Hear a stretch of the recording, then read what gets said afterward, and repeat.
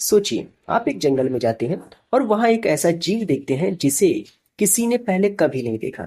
इसका मतलब उस जीव का अभी कोई नाम ही नहीं होगा। तो अब आप उसका नाम क्या रखेंगे? जंगल का जादूगर, या एलियन, या फिर कुछ और? साइंस में इस तरह के रैंडम नाम अलाउ नहीं है। इसलिए आज हम बात करेंगे टेक्सोनॉमी, क्लासिफिकेशन और नॉमेनक्लेचर के बारे में।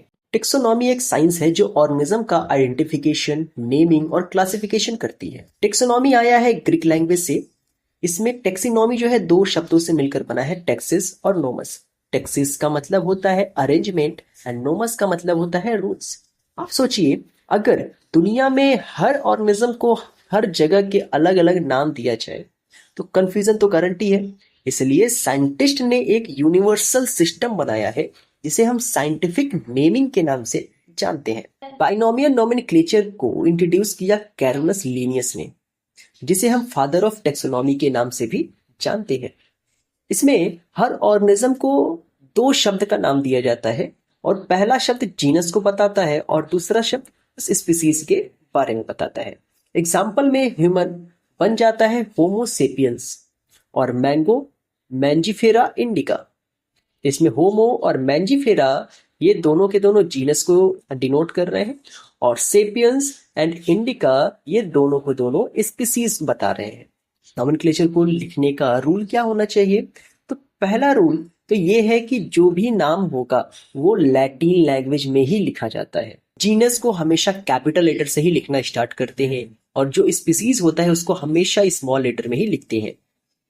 इसके अलावा इन नामों को हमेशा इटैलिक लेटर में लिखा जाता है या फिर लिखने के बाद इनको अंडरलाइन कर दिया जाता है। और एक बात याद रहे, हर एक एनिमल का या फिर हर एक ऑर्गेनिज्म का अपना एक खुद का एक यूनिक आइडेंटिटी होता है। आप सोचिए कि अर्थ पर इतने मिलियन ऑर्गेनिज्म हैं और हर एक को एक एक कर स्टडी करना बहुत ही मुश्किल होगा। तो साइंटिस्ट ने एक हायरार्की बनाई, जैसे कि एक स्कूल में क्लास, सेक्शन, रोल नंबर होता है, ठीक उसी तरीके से ऑर्गेनिज्म को भी कैटेगरीज में डिवाइड किया गया है based on their similarities and differences. और इसे ही हम कहते हैं बायोलॉजिकल क्लासिफिकेशन। तो ये है टेक्सोनॉमिक हायरार्की, जिसमें kingdom, phylum, class, order, family, genus और स्पीसीज आती है। इनको याद करने का बहुत ही अच्छा तरीका है, एक सेंटेंस याद कीजिए, king Piyush came over for good soup. अब इस क्लासिफिकेशन को अच्छे से समझने के लिए हम चल रहे हैं एक एग्जाम्पल को देखने के लिए, वो भी ह्यूमन का ही एक एग्जाम्पल लिया जाएगा। तो ह्यूमन क्या है? किंगडम उसका क्या होगा? Animalia, phylum Chordata, class Mammalia, order Primates, family Hominidae, genus Homo और स्पीसीज सेपियंस। इसका मतलब ह्यूमंस का फुल नेम लिखने के लिए हम लोग जीनस और स्पीसीज का इस्तेमाल करेंगे, तो ह्यूमन का फुल नेम हो जाएगा होमो सेपियंस। आप सोच रहे होंगे कि हम लोग ये नाम रखना और क्लासिफिकेशन के बारे में पढ़ ही क्यों रहे हैं, इसका फायदा क्या है? क्या ये सिर्फ एग्जाम के लिए ही है या फिर रियल लाइफ में भी कुछ यूजफुल है? तो चलिए देखते हैं क्लासिफिकेशन का रियल लाइफ इंपॉर्टेंस क्या है। पहला इंपॉर्टेंस तो हम लोग को देखने को मिल जाता है मेडिसिन में। सपोज करते हैं आप किसी जंगल में हैं और वहां पर कुछ ऐसे प्लांट हैं जो कि फीवर को ठीक कर सकते हैं। अब अगर आपको उसके बारे में पता ही नहीं होगा, उस प्लांट का साइंटिफिक नेम नहीं पता होगा, तो और आप जानकारी प्राप्त नहीं कर सकते। अंडरस्टैंडिंग इवोल्यूशन एंड एंसेस्ट्री, हम अपने एंसेस्टर्स को जानना चाहते हैं। Classification help trace evolution relationship, कौन किससे रिलेट करता है, ये सारी की सारी चीजें हम लोग क्लासिफिकेशन की सहायता से प्राप्त कर सकते हैं। जैसे कि चिंपैंजीज और ह्यूमंस दोनों सेम फैमिली से बिलोंग करते हैं, इससे हमें जेनेटिक और ब्रेन इवोल्यूशन समझने में मदद मिलती है। एग्रीकल्चर एंड पेस्ट कंट्रोल, क्या आप जानते हैं एक छोटा सा इंसेक्ट पूरा क्रॉप डिस्ट्रॉय कर सकता है, लेकिन अगर उसकी स्पीसीज आइडेंटिफाई हो जाए तो उसका एक सॉल्यूशन भी बनाया जा सकता है जिससे कि हम उस इंसेक्ट से अपने क्रॉप्स को बचा सकते हैं।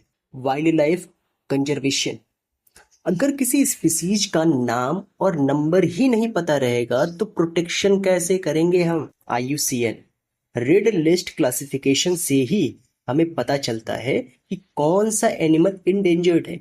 इंडेंजर्ड का मतलब होता है जिनकी जनसंख्या बहुत कम है और जिनको हमें बचाना चाहिए। इसके एग्जाम्पल में हो सकते हैं टाइगर, पॉन्गलिन, राइनोसोरस। यह क्लासिफिकेशन ही बताता है कि किन स्पीसीज को अर्जेंटली बचाना है। Environment and ecosystem studies.